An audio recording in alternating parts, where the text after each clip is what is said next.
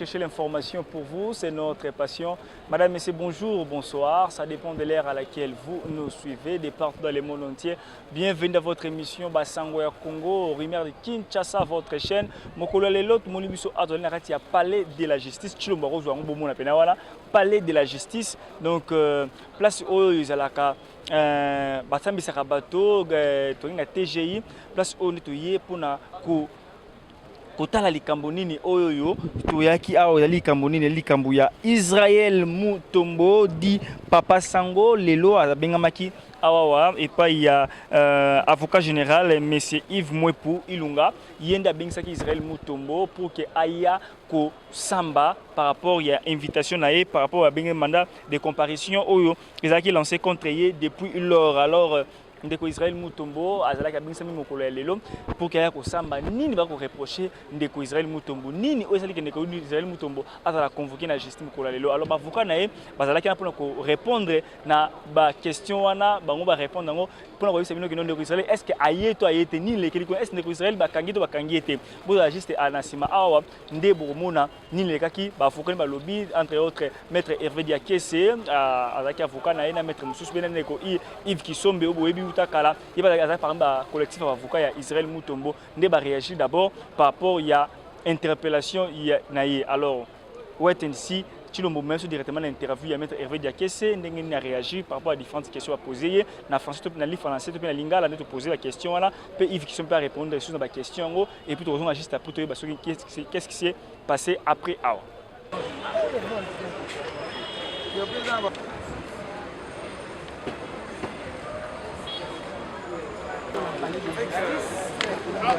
Michel Nangai, tozalaki ba oyo ndeko Sango Israël Mutombo azwi lokola balobeli naye bato baki kosamba po naye na mokanda oyo batindaki aya kobimela awa na parquet général près et cour d'appel ya Kinshasa Gombe.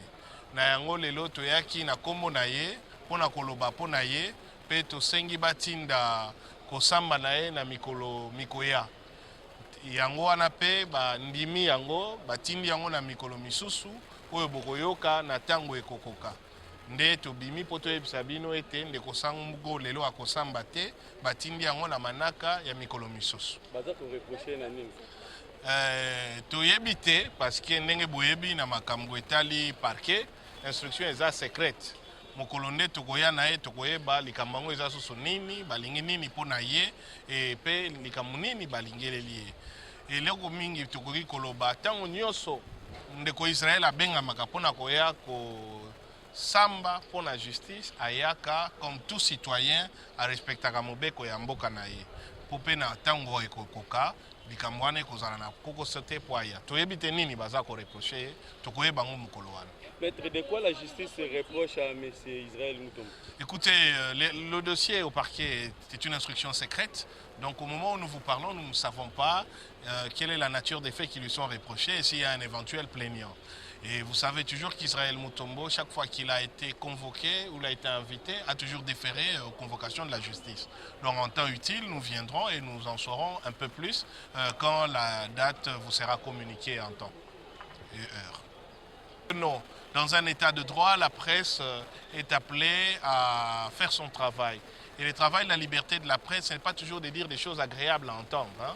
La liberté de la presse est aussi d'exprimer des questions qui peuvent éventuellement déplaire à des individus, tant qu'on reste dans le respect des personnalités et qu'on est surtout conséquent par rapport aux faits qui font l'objet des commentaires. Un journaliste, c'est comme les thermomètres dans la société. Le thermomètre n'est pas responsable de la fièvre. Il fait que témoigner de la température. Ce n'est pas en cassant les thermomètres que vous allez faire baisser la fièvre. Donc, dans ce sens, Israël Mutombo comparaîtra en temps et heure, comme il l'a toujours fait, accompagné de ses avocats, conformément à l'état de droit. Ngai na yebi nini ezana kati ya dossier te po ebungi tozala na client na biso po toyeba. Soki likambo eza politique etali makambo ya justice na droit te. Tozali te na état policier oyo basalaka ba procès politique.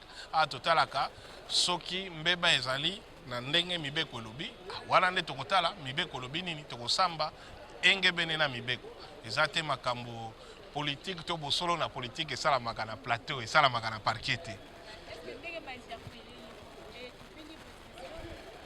na état de droit moto nyonso akoki kobengama po aloba likambo soki bamoni ekei libanda ya mibeko soki mpe bamoni ekei nango ndenge bakanisaki te azongi ndenge azonga na ye kala likambo nde ezali kokoso mingi toza nango na Congo mibeko na biso eza penza na nzela moko te na ndenge liberté de la presse évolué na monde toza na code pénal moko eza nanu kolandela makambo na ndenge mokili pe constitution na biso esengi liso te na makambo te liberté de la presse yango mingi ezosengama basala oyo babengi na lopoto dépénalisation des délits de presse to makambo mosusu oyo elobamaka na nzela ya bamedia soki elandama na ndenge oyo ya kokanga bajournaliste te kasi na ndenge ya korétablir bafait soki mpe baindemnisation esalami kasi ezalaka susu makambo ya pénal mpe makambo ya parquet te. Écoutez, on est là dans la spéculation, mais si vous partez dans tout ce qui se dit dans les réseaux sociaux, il faut savoir un principe. Les secrets appartiennent au dépositaire des secrets. Ne peut être poursuivi pour avoir dévoilé un secret que la personne qui est légalement dépositaire de ces secrets. Nous, en tant qu'avocats, nous sommes dépositaires du secret de l'instruction. Donc, si nous dévoilons ce qui se dit à l'instruction, nous sommes poursuivables.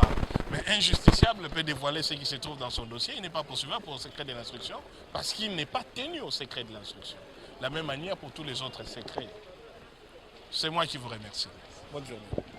Merci beaucoup Nabino Bandeko Balani bozali tellement bela ko na biso ambo mona ngai na telemi awa nazali na concert na ngai Margot ozali concert ya Top Africa le mko lelo to yaki pona ko assister Israël Mutombo na mandat de comparution na ye o lelo yete mais quand même Margot azala ki wana Margot mbote na yo mbote a tonton Armand mbote balandi abonné à Sangwa Congo mbote na bayo balanda na kata Top Africa TV mbote na bino nyoso bande na ya diaspora awa na kata Kinshasa po YouTube comme pe Kinshasa bah oui hein po to kangi déjà masolo partout merci mingi Margot lelo yo Israël Mutombo bengisaki na aner et puis lelo yo bengi sous na parler de la justice moi te moi pression politique moi na kata presse congolaise.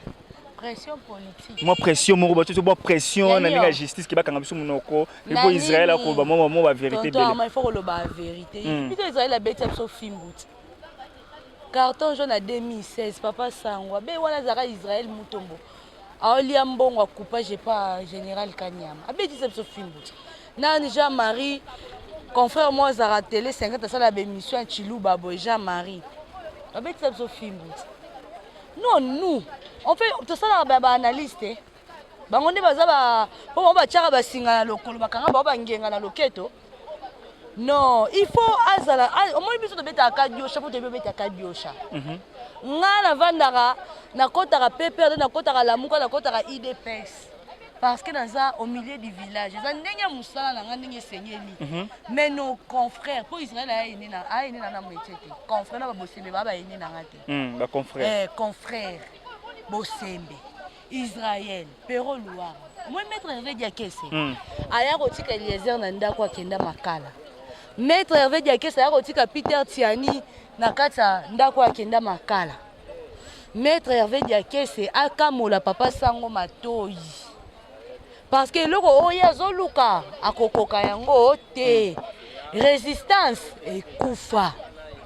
So na lobby bongo na fingi bande on a so résistante mais résistance et koufa c'est pas dire que non si tu veux te faire grand au critiquer au moins bon mon rara mais critique ça garantit la constitution Margot non papa critique et kessenité et kesseni ya koloba bali ko tika bondumba te bali ko tika ba via ba boite bali ko tika ba via butu te tango zo luka makambo yo koloba ete mbwa soki na attaqué mutu moko bambwa na ye bakotelema mais non lui il dit que non achaki plateau na ye ya 2018 pour na IDPS je condamne Jean-Marc Kabouya je condamne Augustin Kabouya et tous les présidents des partis des parlements debout.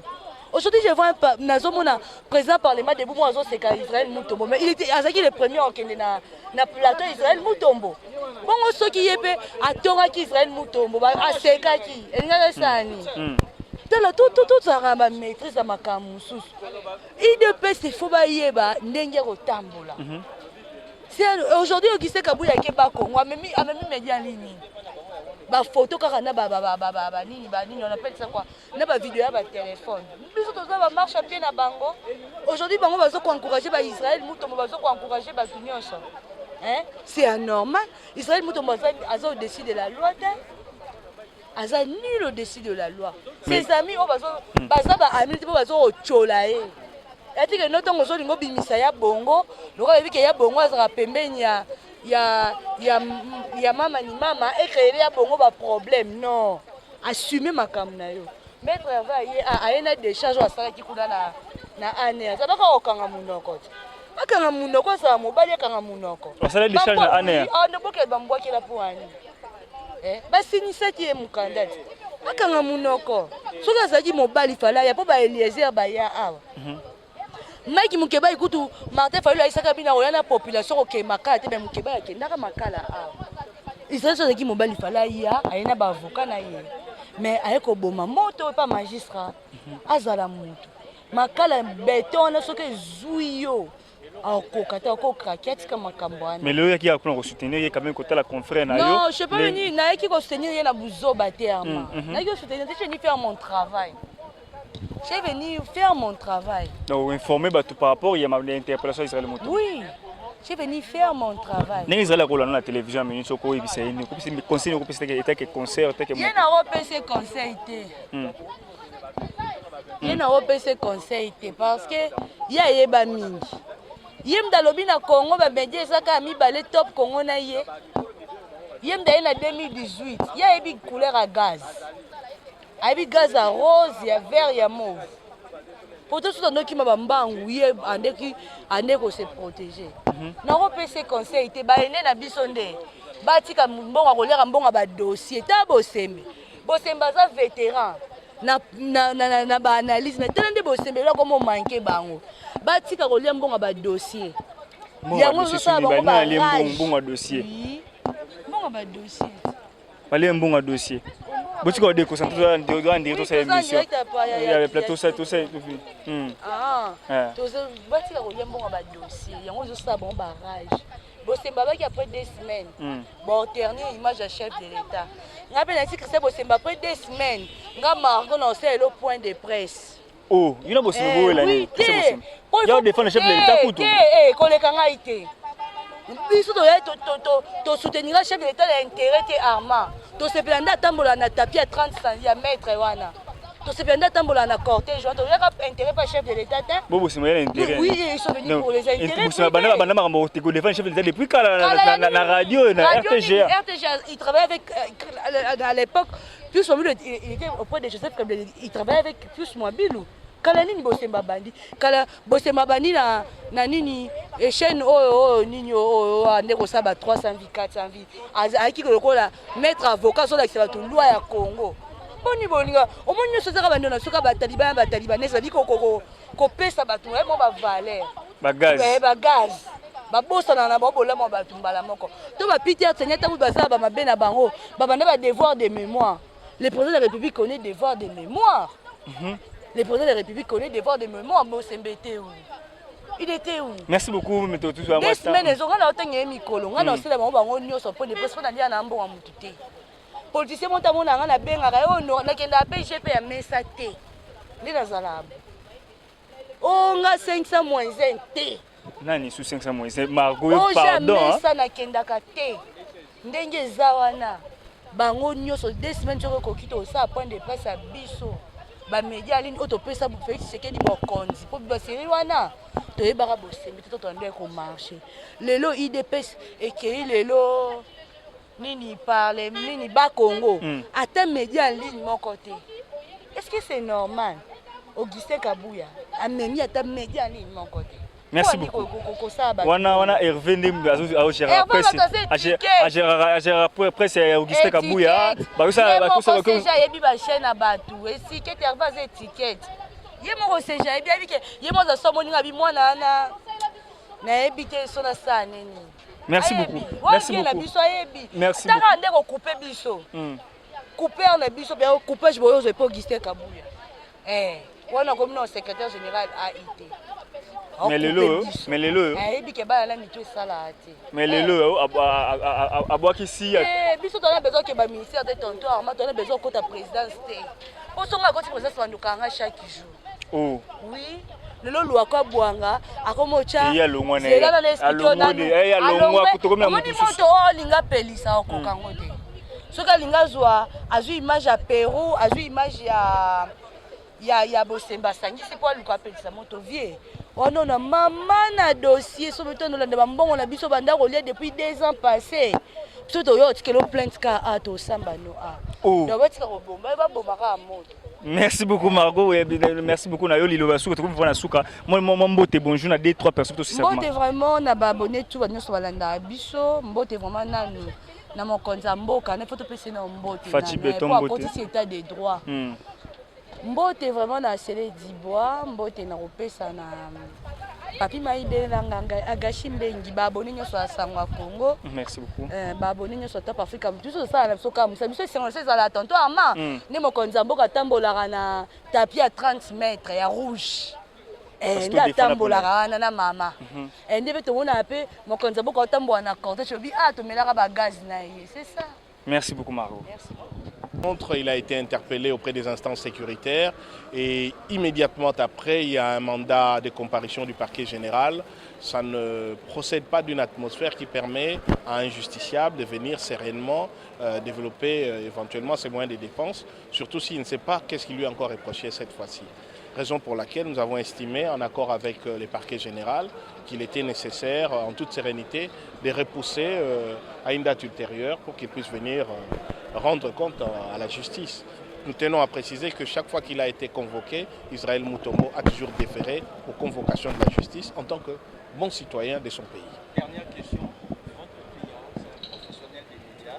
Vous pensez qu'on lui reproche certaines choses quand on sait qu'il traite de sujets sensibles liés par exemple à la guerre dans le pays, de son pays pour vivre? Vous pensez que c'est une atteinte à la liberté de la presse? Écoutez, je ne suis pas dans la spéculation puisque je n'ai pas accédé au dossier. Mais Israël Mutombo a une émission qui a une très forte audience, ça il faut le reconnaître, surtout qu'il utilise un langage qui est compris par une grande partie de notre population et qu'effectivement il développe des sujets d'une extrême sensibilité. Mais ça, c'est garanti par la constitution de notre pays, c'est garanti par la liberté de la presse et c'est ça même la nature d'un journaliste, surtout d'un journaliste d'investigation. Que certains de ces points de vue puissent égratigner ou gêner quelques individus, ça procède du fonctionnement d'un état de droit et du rôle d'un journaliste. Parce que la liberté de la presse n'a pas été octroyée pour ne dire que des choses agréables à entendre. Il se peut qu'on puisse dire des choses qui déplaisent, tant que ces choses restent dans la limite de la légalité. Un journaliste est chargé de divulguer ce que les gens ont intérêt à cacher. Sinon, ça ne sert à rien de faire de la liberté de la presse. Ce n'est pas un agent secret, c'est un journaliste et il a un plateau télévisé où il peut dévoiler des éléments et il fait son travail dans ce sens. C'est moi qui vous remercie. Bonjour, Mbote. Voilà, Lelo qui est arrivé à Israël et celle qui est à la société. Bon, en tout cas, pour na etali ba détail wana bolandi maître Hervé Diakeshe, confrère nangai, yemutu lelo na confrère mususu nanga pe na yaki pe ko assister Israël Mutombo mais maître Hervé a sa pesi ba explication no show bomoni ba interpella qui est kalatea wana na aner lelo ndenge maître Hervé a expliqué et sengi azwa pe moi temps pour na ko tala dossier na malamu et yango wana justice ezalaka pressé à pressé était ezwaka temps nango yango wana monsieur Israël Mutombo akoyamba la sima ndenge procureur général ya Gombe awa à permettre yango. Week-end dernier zalaki na aner après lundi maman avait été sous convocation pour répondre semaine bandeli te moi ko moi pression pour kanga monoko par rapport à vérité ko le Sénégal na presse. Te eza makambo politique te awa eza makambo justice. Donc awa na parquet pe na ba tribunaux na ba cour basala makambo na ndenge ya mibeko. soki makambo moko eza likolo ya mesa ya procureur to procureur général akolandela yango na ndenge mibeko esengi elingi koloba te ke mutu asali solo mbeba non akoya mpona kotala nini eza ya solo na nini eza ya lokuta e magistrat akoki kondima ndenge baavocat tosengi akoki kondima ke ndeko amilengela ayambala nsima justice eza wana pona mboka pona bana mboka pona Israël mutombo pe eza contre Israël mutombo te awa eza nde sécurité ya moko na biso ti ba avocat tozalaka eza pona mutu na mutu akoka ko compter na justice na oyo bazofunda ye nango non mais maître Hervé Diakesi aza wana sa expliquer kibino eza makambo koki ko bimisa te eza biso ba avocat toza tenu na secret de l'instruction donc tokoki koloba te soki bazo reprocher na nini boye kolanda ndenge bakonvokaki ye il faut kota la suite ndenge kozala biso avocat tokoki kobanda kobimisa te oyo masolo ezali mais tout ce que bolandi ndenge maître Hervé Diakesi alobi eza mpona mbala ya nsima nde akoya korépondre awa ndenge bakonzi awa ya parquet bapermettre ye. As un journaliste d'investigation, oui bien sûr. Est-ce que l'investigation à Salaki, il peut se faire qu'ils a vrai. Peut-être c'est pas pour cela qu'il va interpeller, de dire ça à la vue de tous. Non, liberté de la presse est zali. Est-ce que cette liberté bah expression il y a bonne foi est zali. Ata et c'est pas ici batomisu sauté. Hein, liberté de la presse et qui n'est pas responsabilité. Vous pouvez ça n'importe quoi ou pouvez que n'importe quoi na compte il y a liberté de la presse. Mais ils ont sacré. Puis liberté d'opinion. Il y a liberté de... Parce que liberté d'opinion, il y a une liberté d'expression, la liberté de la presse. Voilà.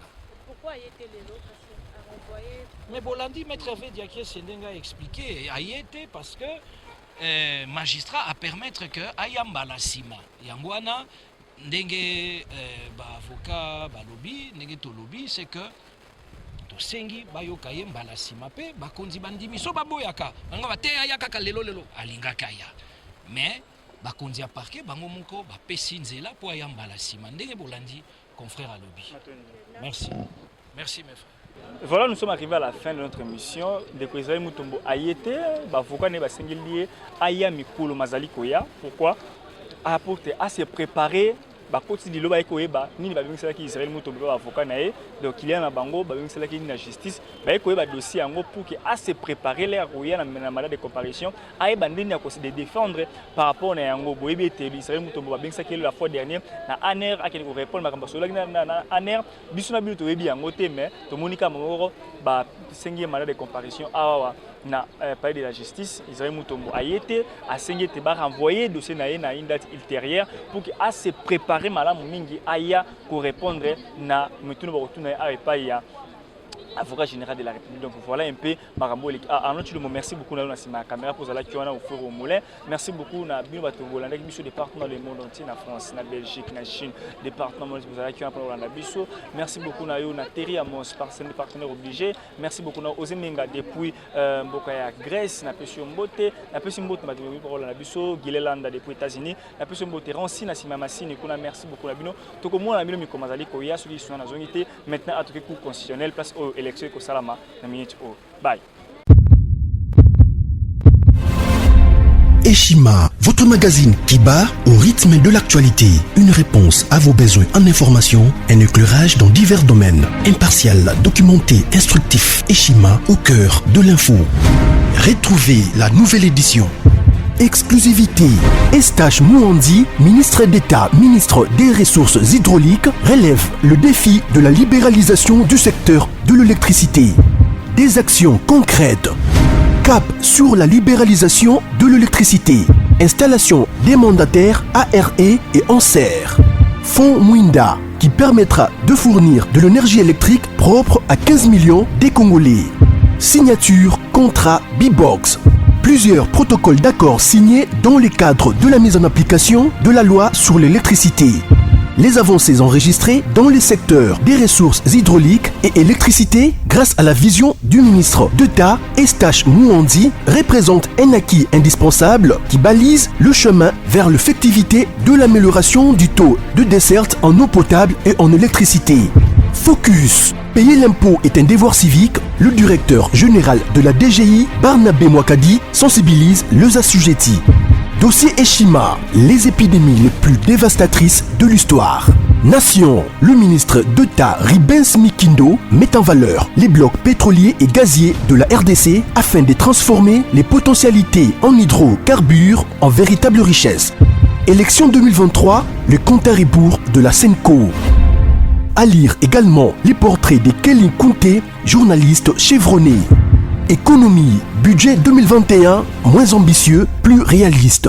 Culture, les tabous de l'inceste. Retrouvez l'intégralité du magazine Eshima dans les kiosques. Eshima Magazine, un nouveau standard d'information.